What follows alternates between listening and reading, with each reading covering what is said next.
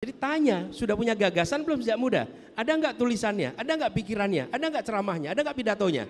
Sejak muda. Kalau tidak ada, berarti dia tidak bawa gagasan. Berarti dia tidak membawa bersenyawa dengan gagasan. Apa yang kita harapkan besok kalau kemarin tidak membawa? Mau di depan? Ke depan sini boleh deh, sini. Ayo kita panasin lagi bolanya ini.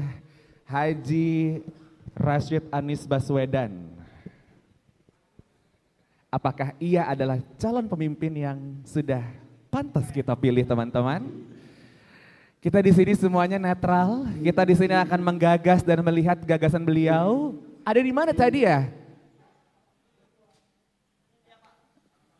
Oke, silahkan.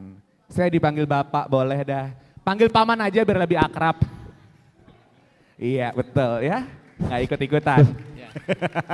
Langsung aja nih. Langsung Bang. Langsung, oke. Paten. Jadi bagaimana tanggapan dan solusi Pak Anies mengenai maraknya penguasaan ekonomi perusahaan asing di Kalimantan? Karena kalaunya terus maraknya seperti ekonomi perusahaan asing di Kalimantan. yang menguasai ekonomi di Kalimantan. Karena kalau kita terus seperti itu, kita akan jadi provinsi yang gelarnya budak.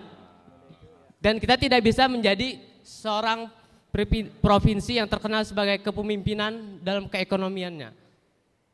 Mungkin itu saja yang mau saya tanyakan karena maraknya perusahaan asing yang menguasai ekonomi kita di Indonesia. Jadi jangan sampai kita dikuasai mereka. Nanti kita digelari negara budak katanya. Siap, Oke. tepuk tangan dulu. Terima kasih. Jangan jadi negara budak, remember that. Oke. Jadi kita yang jadi owner pemimpinnya. Kita boleh buka jalannya di sini biar enak sedikit. Yang kiri ke kiri, yang kanan ke kanan. Kita kasih lorong tengahnya, boleh ya? Biar kanan ya. Iya, oke, siap. Terakhir? Mau lagi dong? Terakhir. Sebelah sini. Keluarin biar makin panas nih kita nih. Jangan kalah kita sama Medan ya. Kita orang Banjar jiwa harat. Iya. Jangan kalah kita sama Bandung. Silahkan. Waduh, kali ini perempuan gadis kretek masa kini. Dari sini aja boleh, biar di shoot, biar kelihatan bahwasannya hari ini Banjarmasin juga gak kalah seru dengan kota-kota lainnya. Kita desak Anies Baswedan. Silahkan. Bismillahirrahmanirrahim. Assalamualaikum warahmatullahi wabarakatuh. Terima kasih banyak untuk kesempatannya. Baik, tanya duluan ya. Jadi survei ICCN atau Indonesia Career Center Network menunjukkan sekurang-kurangnya ada 87 mahasiswa di Indonesia merasa salah jurusan. Diprediksi karena goal pendidikan sistem pendidikan kita itu menyiapkan siswa-siswa untuk kebutuhan industri. Kita bisa lihat bahwa di sekolah-sekolah kita sibuk mengejar kompetensi dibandingkan kita mengejar potensi minat bakat kita. Kemudian yang saya ingin fokuskan di sini adalah saya ingin berfokus kepada human capital kita, Pak, kepada guru. Mereka yang berasal dari mahasiswa yang salah jurusan ini jika tidak segera dibenahi akan berkontribusi pada kurangnya kapabilitas sosio-emosional yang sudah dibuktikan oleh survei oleh Bank Dunia. Kita hanya berada di angka 3 dari 5 skalanya. Kemudian apakah PTNBH dapat meregulasi kembali kurikulum pendidikannya dan bagaimana nanti Bapak Anies sebagai Presiden Indonesia mengatur strategi agar kurikulum pendidikan perguruan tinggi dapat berkembang seiring dengan demand yang ada di masyarakat. Terima kasih. Siap. Sepakat kan kalau wanita Banjar itu cerdas-cerdas dan bungas-bungas. Ada anak-anak keguruan di sini. Ada ibu-ibu guru. Iya, luar biasa. Gimana gaji guru? Gimana P3K? Iya, good luck ya. Terima kasih Kak Yulia. Kita akan desak Pak Anies lagi. Nanti kalau enggak harus ketemu lagi, harus dapat lagi momennya. Karena udah makin panas dan udah mulai terlihat agak resah-resu dan di luar sudah mulai lalu lalang berhiru-hara. Kita akan panaskan lagi. Kita boleh roasting Anies Baswedan dengan mengundang komika ternama di Banjarmasin. Boleh kita undang Abang Cupi.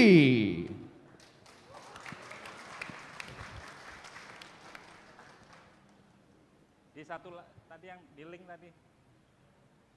Bus. Halo. banyaknya. Ya, langsung aja lah. Kada usah bahas. Assalamualaikum warahmatullahi wabarakatuh.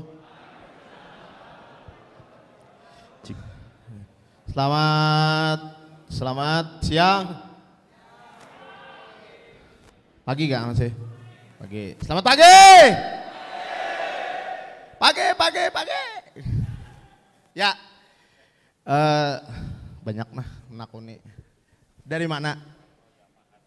Dari Win. Datang ke sini dibayar lah. Kada dibayar. Oh, kada dibayar. Nah, itu bedanya lawan aku kayaknya dibayar. Dan tapi aku kada peduli lah masalah bayaran, masalah amplop, yang penting transparannya. Dan ini temanya desak Anies. Sebenarnya kayaknya bukan Anies yang terdesak, tapi aku. Karena panitia menghubungi malam Senin. Ini hari Selasa. Kayak apa menyiapkan materi. Jadi bila materinya kada lucu mau maklumi. Ini kan buka HP nah. Sallallahu alaihi Nabi Muhammad. Salam alaihi.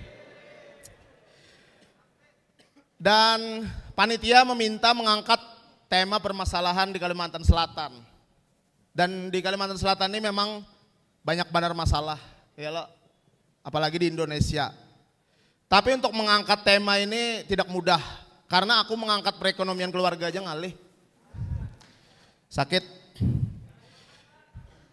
Lawan nih acaranya nih kan desak Anies. Nah untungnya panitia ini kada tipe gitu nah. Amunnya tipe bisa desah Anies kan bahaya ya loh. Bahaya kayak gitu nah. Cuma untungnya panitianya ini pintar. Jadi bujur menulis gitu nah. Amun kada Anies yang mendesah, aku yang mendesah. Dan aku di sinilah kada mendukung Pak Anies. Kada mendukung Pak Prabowo juga. Aku mendukung Barito Putra.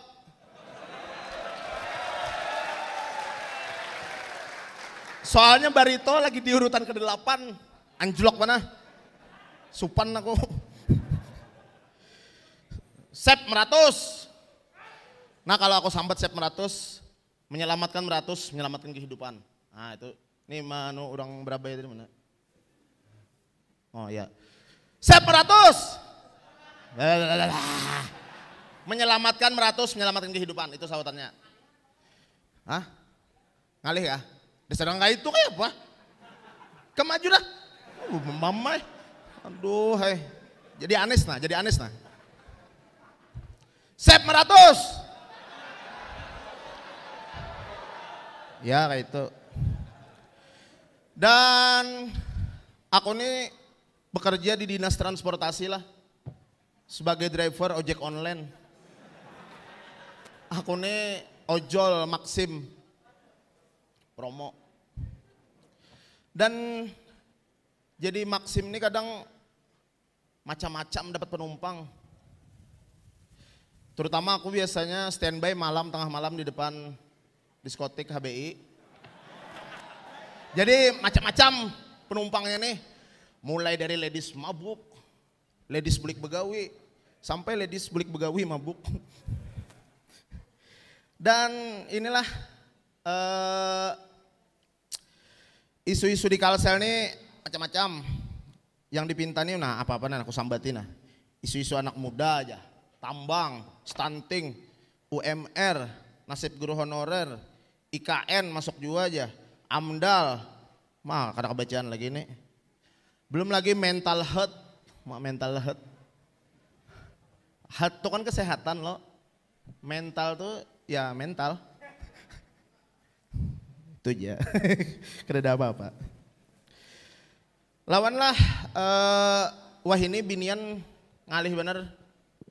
Bilanya lelakian tuh begaji UMR, bisa kada hakun nih kam. Bisa kada hakun soalnya skincare larang. Ya lo iPhone harus 17. Belum kah? Ya harus. Aku aja gajiku kada UMR, gajiku UMKM. Usaha makin kesini makin ngalih.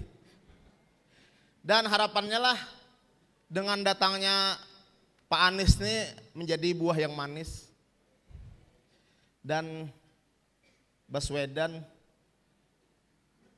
berusaha untuk enak Dan, nah sampai dan aja lo ngaran sidin, ada sambungannya. Dan harapannya juga gasan mahasiswa yang hadir melek lah terhadap politik gitu nah. Melek. Apalagi yang guring tuh harus melek, bangun. Karena ujar Bertolt Brecht, buta yang terburuk adalah buta politik. Dia tidak mendengar, tidak berbicara, dan tidak berpartisipasi dalam peristiwa politik. Dia tidak tahu bahwa biaya hidup, harga kacang, harga ikan, harga tepung, biaya sewa, harga sepatu dan obat, semua tergantung pada keputusan politik. Dan itu sangat menggelitik. Tik, tik, tik. Dan inilah, aku tuh percaya bahwa kita ini kadang-kala menilai seseorang dari penampilannya. Don't judge the book by its cover. Nah, jangan menilai orang dari koper, karena koper larang harganya. Tapi semenjak kejadian, aku pernah dituduh orang mengambil HP, aku percaya bahwa kita memang harus menilai seseorang dari penampilan. Iyalah. Mungkin di sini Nabila ada yang hilang HP, aku yang dituduh. Bujuran. Kan mungkin Pak Anes tidak ada lo hilang HP, Pak HP ulun ada aja. Kan mungkin ya lah. Ya yang penting jangan maling HP lawan jangan maling uang rakyat.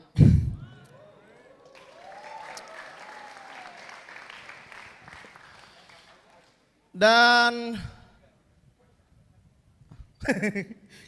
materi apa lah, berapa menit dah nih? Kita habis saja nah. Oh iya, sebagai ojek online, nah kembali ke ojek online lah. Ternyata buhannya motorku ini mulai lucu, saudara-saudara. Lucu lagi, nah ada Sidin nah. Lucu lagi ada Sidin. Selamat datang. Bang Cupi udah datang nih. Silakan. Yang kita tunggu-tunggu. Bersama Ibu. Waalaikumsalam warahmatullahi Ibu wabarakatuh. Peri. Bang Cupi izin, boleh Pak Anies kita silakan teman-teman. Saya closing dulu ya. Iya. Satu, Sekalian pengennya ngerosting dikit aja, mumpung ada orangnya, boleh Ya, nggak? boleh, Biar karir Anda hancur hari ini. Tunggu Bang Cupi. Ya. Silakan closing dulu Bang Cupi. Di Bang Cupi ini kayaknya hari jadi lucu banget ya kata beliau ya. Mambil berkat. Mambil berkat ya. Ya mambil berkat. Ya. Silakan Pak Anies Baswedan boleh duduk di sini, boleh tepuk tangan. Iya. Bapak boleh di roasting, ini lagi sesi komikanya masuk Pak. Iya. Jangan Pak, duduk aja Pak. Duduk aja, Bapak Pak. berkenan nggak kalau di roasting Pak? Oh iya kata beliau, silakan. Ya, silakan. Bapak Anies Baswedan. Siap.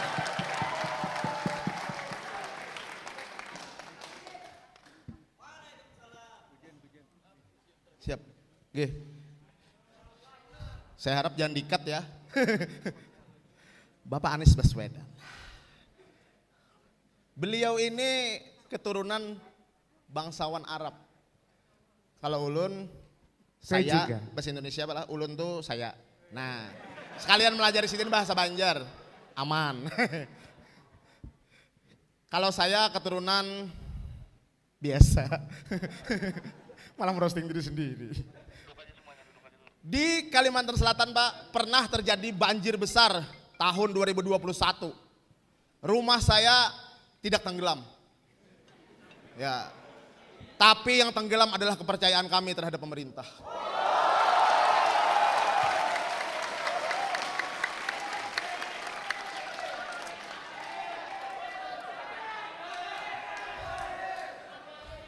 Pak, banjir Jakarta aman, Pak?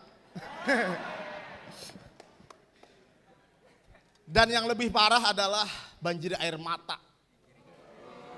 Saya menyaksikan waktu ikut survei pemilu di Tanah Bumbu, itu rumahnya itu tinggi lantainya sudah setinggi badan saya. banjirnya itu dari lantai segagang pintu. Dan anehnya orang di sana bangga dengan banjir. Saya masuk TV katanya. Aneh sekali. Aneh. Nah, itu aja. Sip. Satu buah pantun untuk Pak Anies. Saya cupi ya Pak ya. Bukan cupi-cupita. Karena cupi-cupita itu gobas, bahaya, goyang basah. Kalau saya goyang biasa aja. Ini pantun bahasa Banjar. Tulak maunjun ke Sungai Rangas. Cakep. Kalau di Banjar menyahutinya bungas. Nah, sahuti bungas lah. Betul. Tulak maunjun ke Sungai Rangas. Papuyu mamatuk pina jerujutan. Sekalinya Pak Anies Baswedan dasar bungas. Selamat datang di tanah Kalimantan. Terima kasih Bang Cupi. Terima kasih. Salah hilap mohon dimaafkan. Usikum wa nafsi bitaqullah. Wassalamualaikum warahmatullahi wabarakatuh. Dan boleh kita sambut moderator kita di Desak Adis Banjarmasin, Bang Harvey. Halo kawan-kawan. Selamat datang di Desak Anies.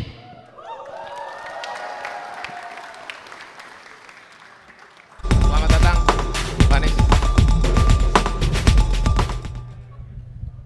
Oke. Gimana teman-teman? Sudah mulai panas? Saya perkenalkan Ulun Hari Akbar yang akan mendampingi teman-teman untuk berdiskusi siang hari ini, gitu ya. Kita hantam pertanyaan-pertanyaan teman-teman. Siap Bang? Ditanya oleh teman-teman? Siap. Sebentar, sekali lagi namanya siapa? Hari. Hari, siap. Oke. Bang Anies sudah duduk di sini. Nggak tahu, nggak nanya-nanya dulu. Ini bangku panas kan? Berarti udah siap ditanya-tanya teman-teman. Siapkan pertanyaan yang tajam teman-teman. Oke. Bang Anies, nggak perlu berlama-lama nih. Kita masuk ke segmen 1. Gimana Nis?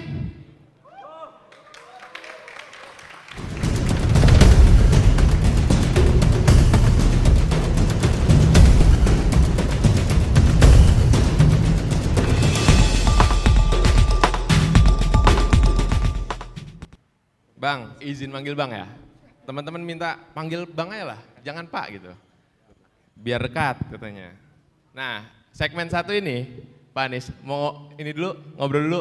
Boleh. Silakan sapa dulu Pak Anies. Ya, yang penting moderatornya tenang. Oke. Ya, oke. Salam dulu. Siap. Iya. Agak kelihatan ya Bang? Iya, harus tenang Bang. Oke, siap.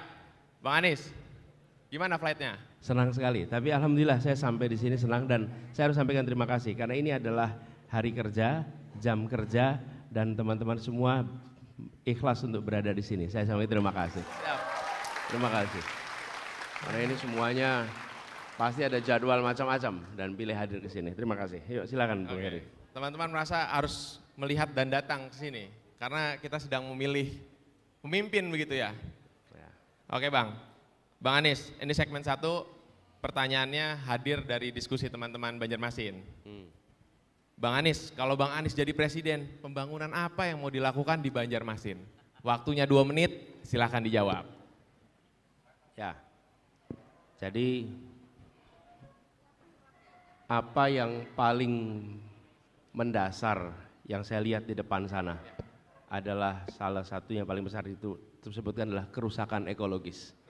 Jadi menurut saya itu harus menjadi prioritas utama di dalam mengembalikan pembangunan. Reforestasi, kemudian kita ingin agar ekonomi hijau itu menjadi prioritas di sini. Lalu yang tidak kalah penting adalah pelibatan masyarakat dalam pembangunan.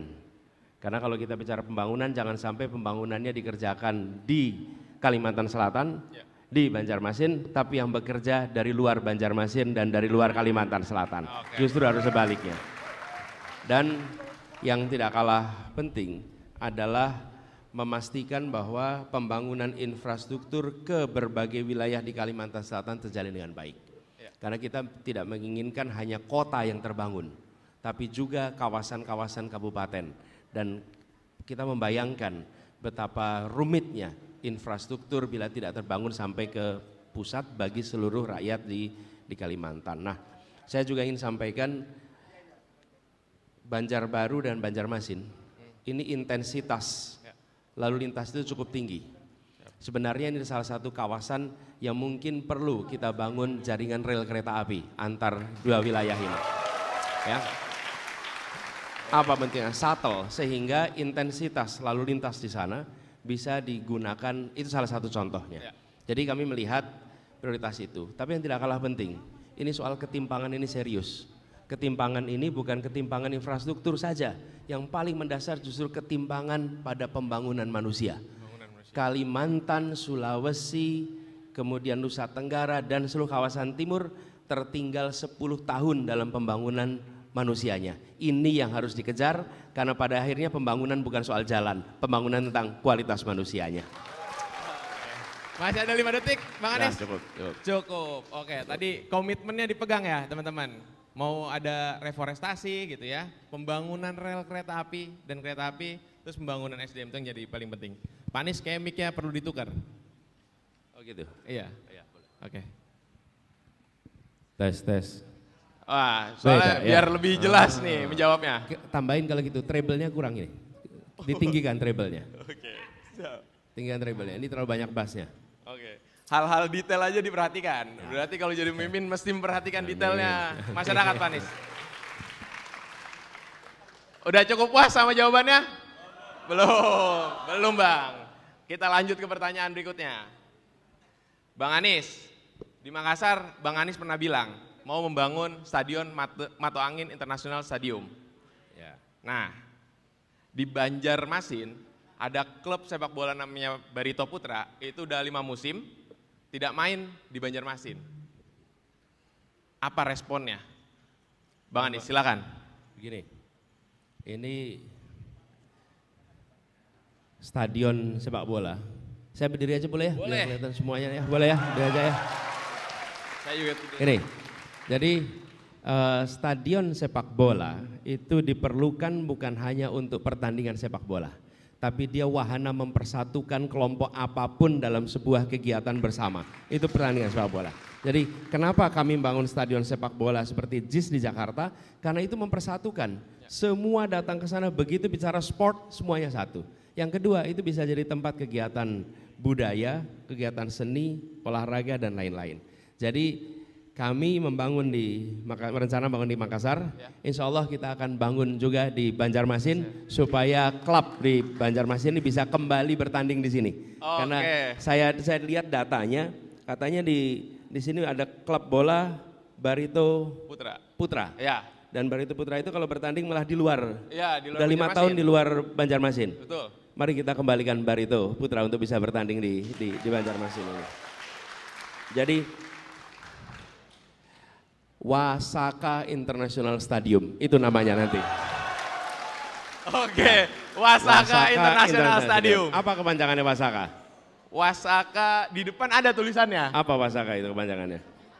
Wajah sampai Kaputing. Wajah sampai Kaputing, itulah namanya. Wasaka International Stadium, dan insya Allah itu akan bisa dibangun. Nah, kami yakin itu bisa dikerjakan, karena alhamdulillah kita pernah mengerjakannya di Jakarta. Dan kita melawan semua orang-orang yang pesimis bahwa stadion itu bisa dibangun. Dan sekarang justru menjadi salah satu stadion terbaik di dunia, itu ada di Jakarta. Oke, terima kasih Bang Anies. Jadi insya Allah kita catat, itu Wasaka International Stadion. Lalu begini, kami berencana bukan hanya di Banjarmasin, insya Allah ada sekitar 10 kota yang nanti akan kita bangun juga. Mana aja itu Bang? Nah itu diumumkannya nanti, jangan sekarang. Oke, siap. Satu persatu aja pengumumannya. Satu persatu. Terima kasih Bang Anies. Gimana teman-teman? Komitmennya tadi mau bangun Wasaka International Stadium. Sepakat? Sepakat? Oh. Sepakat ya. Oke. Masih kurang panas? Oke. Kalau masih kurang panas, biasanya kita challenge di segmen kedua. Kita masuk ke segmen kedua. Spill dong Nis.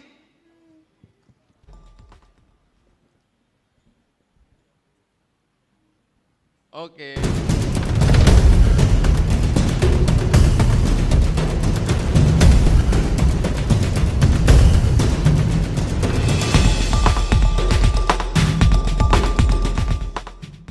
Oke, masuk ke segmen kedua ini, Bang Anies. Pertanyaannya diambil dari media, sosial media, dan pertanyaan teman-teman dari umum. yang ada di Kalimantan juga. Nah, pertanyaan pertama nih Bang. Bang, kalau, ya, pertanyaan kedua. Bang, apakah program transportasi terintegrasi dapat dilakukan di kota-kota besar di Indonesia? Silakan. Ya, begini,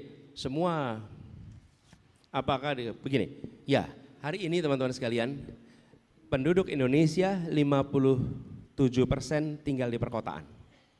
Hari ini, diperkirakan di tahun 2045, 70-75% penduduk Indonesia tinggal di perkotaan. Dan bila semua tinggal di perkotaan, artinya akan ada mobilitas yang sangat tinggi. Selama ini, kota-kota tidak membangun transportasi umum. Di seluruh Indonesia yang serius membangun transportasi umum hanya di ibu kota. Kota-kota lainnya sampingan. Apa yang terjadi? Polusi tinggi, kemacetan tinggi, waktu terbuang percuma, uang terbuang percuma, dan subsidi BBM dihabiskan dalam kemacetan. Oke? Itu faktanya. Karena itu yang harus dikerjakan untuk mengantisipasi Indonesia ke depan. Transportasi umum akan dibangun di kota-kota besar di seluruh Indonesia termasuk di Banjarmasin. Dan transportasi umum ini mengintegrasikan apa? Mengintegrasikan rutenya, kemudian tiketnya, lalu manajemennya. Nah, ketika ini dikerjakan, kami di Jakarta mengerjakan ini.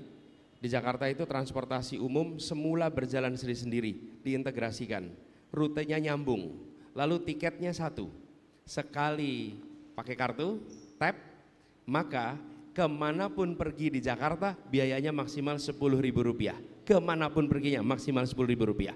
Jadi kalau dari Jakarta itu ada paling ujung bawah, Jakarta namanya sebutlah Ciganjur. Ciganjur itu paling selatan. Lalu Jakarta Utara itu Priuk. Itu kalau naik ojek itu bisa ongkosnya sekitar 100.000 lebih. Tapi kalau pakai angkutan umum berpindah maka Rp10.000 dari paling ujung ke paling ujung. Oke. Dan bisa berpindah kapan saja, di mana saja. Nah, transportasi umum seperti ini yang kita mau bangun, efeknya apa? Rumah tangga pengeluaran untuk transport turun. Sebuah keluarga dengan 3 anak atau 2 anak setiap bulan dia harus menghabiskan uang mengantar anak ke sekolah, menjemput anak dari sekolah, ibu belanja, orang ayah bekerja, kemudian pergi kemanapun juga mengeluarkan uang sendiri. Tapi begitu ada transportasi umum, maka biayanya ditanggung oleh negara sebagian besar. Efeknya negara tidak cari untung, tapi negara beri manfaat. Manfaatnya apa? Polusi turun. Manfaatnya apa? Subsidi BBM turun. Manfaatnya apa? Kesehatan biayanya menurun. Itu manfaat, bukan keuntungan. Negara tidak bekerja mencari keuntungan, negara bekerja untuk memberikan manfaat bagi rakyatnya. Oke, semakin panas. Saya juga ikut berdiri kalau gitu. Ya, tadi sudah diulas. Kalau di Jakarta tuh ada Jaklingko ya, Bang Anies? Ya, namanya Jaklingko. Jaklingko. Lingko, pernah dengar nggak kata lingko? Ada yang pernah dengar? Mana? Apa artinya lingko itu? Ya, namanya transportasi Jakarta. Tapi lingko itu kami pinjam dari bahasa di Manggarai, Nusa Tenggara Timur. Ada sistem pembagian air irigasi yang bentuknya seperti laba-laba. Namanya lingko, Anda boleh Google nanti. Itu unik sekali. Jadi sawah itu dibagi seperti jaring laba-laba, lalu airnya didistribusikan lewat sistem lingko. Nah, kami pakai itu namanya untuk menggambarkan transportasi yang tersambungkan seperti jaring laba-laba, siapa saja bisa kemana saja dengan transportasi itu. Oke. Gitu ya. Oke, terima kasih Bang. Emang Bang Anies ini mulutnya manis, teman-teman. Oke, siap. Lanjut pertanyaan kedua Bang. Bang, ini ada yang nanya dari Instagram. Emang boleh pilih pemimpin yang menggemaskan saja? Responnya apa Bang? Boleh pilih pemimpin karena menggemaskan. Nah ini Bang, pertanyaannya Bang di layar. Pertanyaan di layar. Nah, emang boleh. Silakan. Tanya sini, boleh nggak tuh? Boleh nggak? Bebas. Anda mau pilih karena dia keriting boleh. Anda mau pilih karena warna matanya boleh, karena warna kulitnya boleh, karena apapun juga boleh. Apapun juga. Karena itu ada 2 hal. Ini Indonesia ini mengatakan 2 hal. 1, siapapun berhak untuk dipilih. Ya. Tidak ada larangan. Siapapun. Di sisi lain, siapapun berhak punya alasan apapun untuk memilih.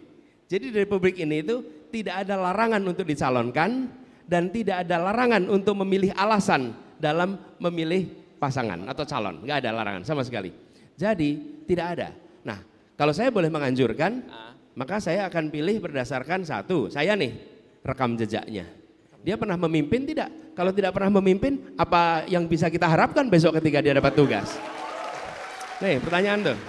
Yang kedua, dia memimpin dadakan atau memimpin sejak kecil? Ini pertanyaan nih. Loh, saya kan cerita saya gitu kan. Anda boleh aja. Loh, kemudian yang kedua, saya akan tanya, apa rekam karyanya? Apa yang dia sudah kerjakan sejak masa kecil? Apa yang dia lakukan ketika muda? Sejak muda dia memikirkan orang banyak atau sejak muda dia memikirkan dirinya sendiri? Oke? Ini di sini kalau buat aktivis-aktivis, maka Anda sedang membangun rekam jejak bahwa Anda memikirkan orang banyak dari masa muda. Oke? Buat para aktivis tuh. Oke? Yang ketiga, maka rekam gagasannya. Apa pikirannya? Apa gagasannya? Bila calon pemimpin bersenyawa dengan gagasannya, maka ditanya apapun instingnya dia mencerminkan ideologinya, mencerminkan gagasannya. Tapi bila dia tidak bersenyawa dengan gagasannya, maka dia harus membaca teks untuk menjawab pertanyaan dari orang lain. Oke? Ya. Karena Anda tidak bersenyawa, tapi kalau Anda bersenyawa dengan ideologi, Anda bersenyawa dengan pikiran, maka pikiran ideologi itu di dalam badan Anda, mau ditanyain ya itu jawabnya. Kenapa? Itu Anda bersenyawa. Inilah disebut bersenyawa. Jadi tanya, sudah punya gagasan belum sejak muda? Ada enggak tulisannya? Ada enggak pikirannya? Ada enggak ceramahnya? Ada enggak pidatonya? Sejak muda. Kalau tidak ada, berarti dia tidak bawa gagasan. Berarti dia tidak membawa bersenyawa dengan gagasan. Apa yang kita harapkan besok kalau kemarin tidak membawa? Betul enggak? Nah, lalu dari situ baru Anda prediksi ke depan. Prediktor terbaik atas masa depan adalah masa lalunya. Oke?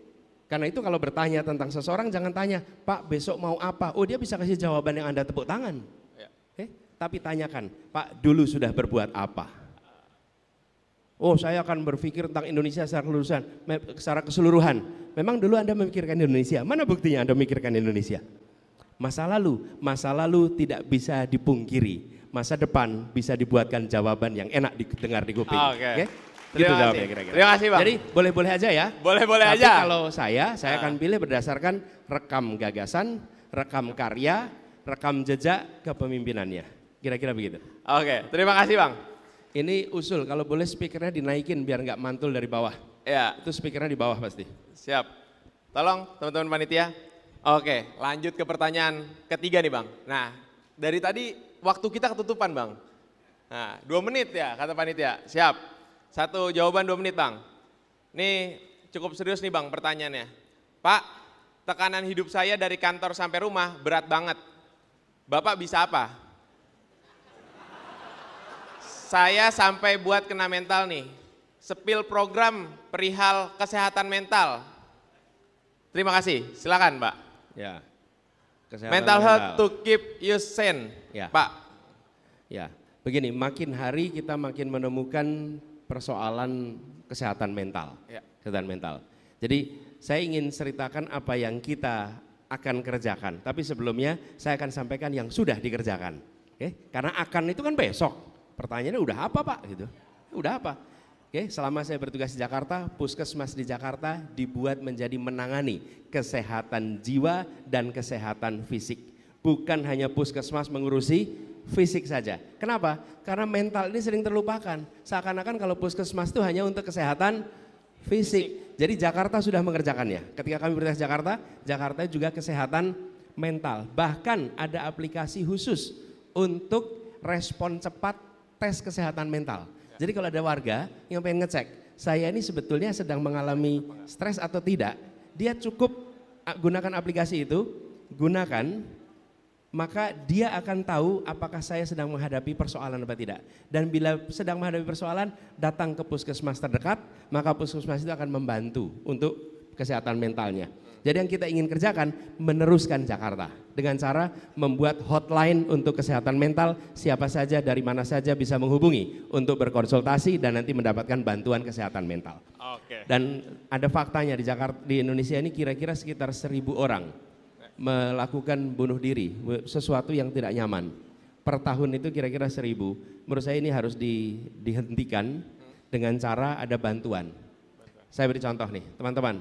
Kalau sekarang Anda mengalami tekanan terus menerus, lalu Anda membutuhkan bantuan, tahu tidak kemana Anda minta bantuan? Nggak tahu. Nggak tahu. Nomornya tidak tahu, badannya tidak tahu, kemana aja nggak tahu. Lah, bayangkan sudah mengalami tekanan, tidak ada tempat di mana itu bisa minta bantuan, mau ngomong sama teman kanan kiri malu, mau bicara sama orang tua malu, mau bicara sama guru malu. Terus ke siapa minta tolong? Negara harus hadir memberikan pertolongan pada mereka-mereka yang mengalami tekanan seperti ini. Gitu ya. Oke Pak, terima kasih.